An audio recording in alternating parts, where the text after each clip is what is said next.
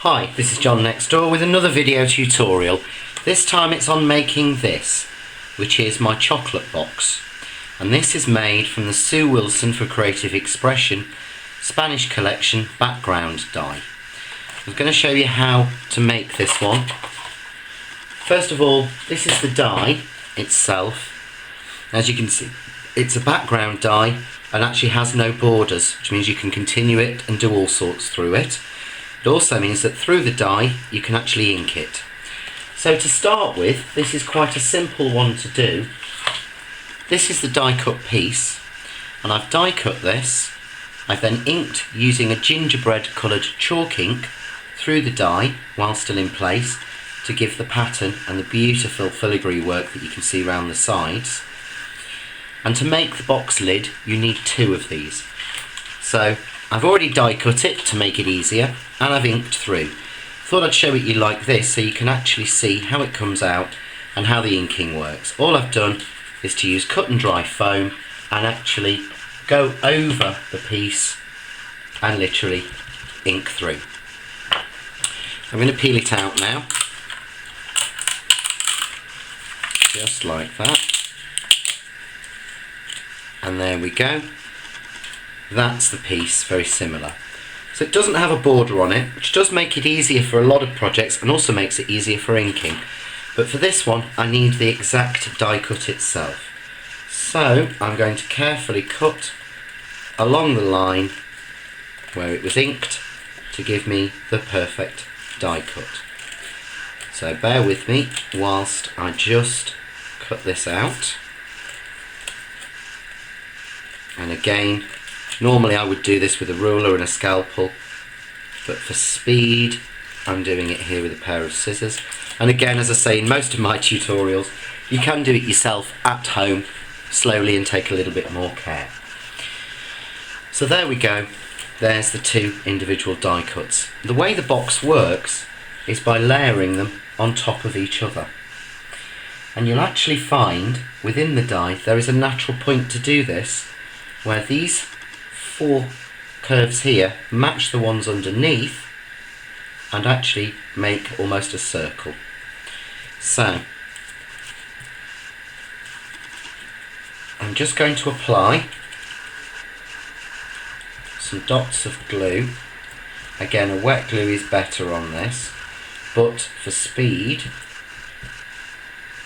until it actually dries, I'm going to use a little bit of tape to keep it in place, and I'm placing it on exactly like that to make those perfect circles. There we go.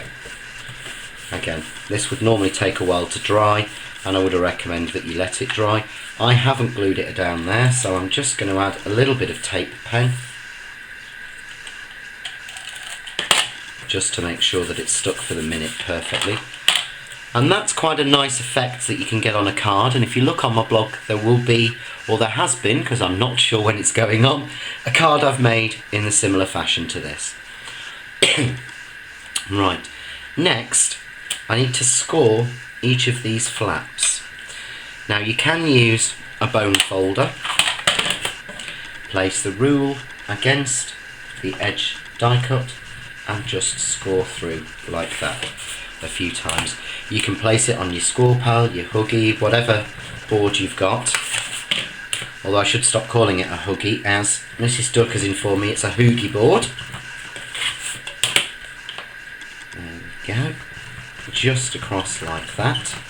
So I've scored all four lines, and I'm simply going to fold those over, making sure that the filigree folds in as well.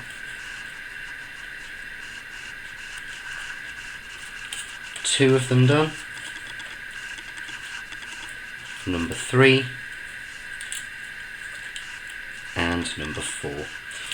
And as you can see, it makes a beautiful top and lovely sides, but they're not stuck and there is nothing to stick them with there.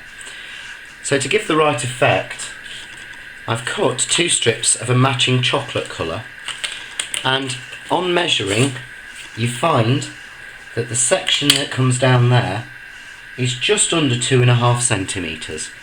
So what I've done is to cut this strip at 2 centimetres, which means it'll show through, create the corners, and it will fit just about right. So again, normally I would use glue, this time I'm going to use a tape runner, but the 2 pieces here,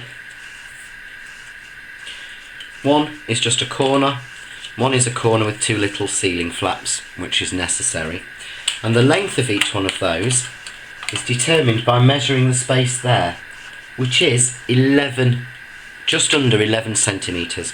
So by scoring at 11, I've actually then created the right size.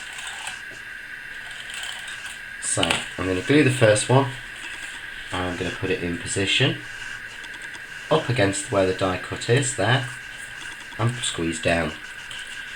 I'm going to glue fold and put the next one in place, and again, as I said, the best thing to use for this is a wet glue, but for speed I'm using tape runner. And here we go again with the second piece. Now this one I'm placing into the corner and fixing first against the flap, pulling those corners in so that they're neat and affixing that, and then I'll do the same with the final piece, fixing the filigree section and clip the corner in like that. And that way we've got the lid. Very, very simple. The main time that takes on this is actually cutting the die and inking through it. So I need a box to fit that, and what I've done to measure that is I've measured the gap that's created once the card is in. Whilst it shows as 11, I want to make it a little bit smaller than that.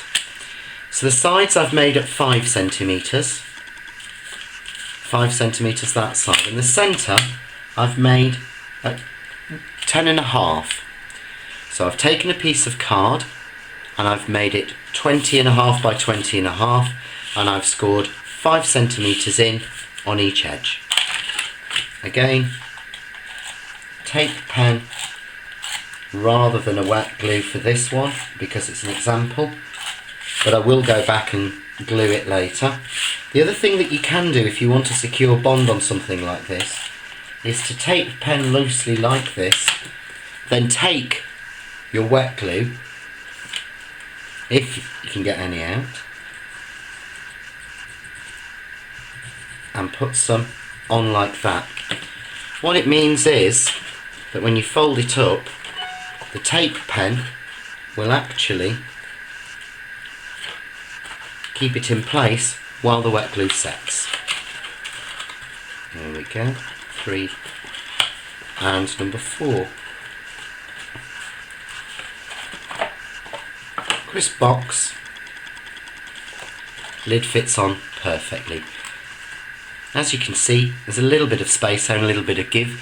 You can make the piece of card that you're starting with a little bit bigger so that it fits exact, but I want it to be quite loose because I want the top to come off, because I'm calling this my chocolate box because it will be filled with chocolates. And hopefully the next picture you'll see, and the picture on my blog following this, will show you the box decorated and the box filled with some of my handmade chocolates.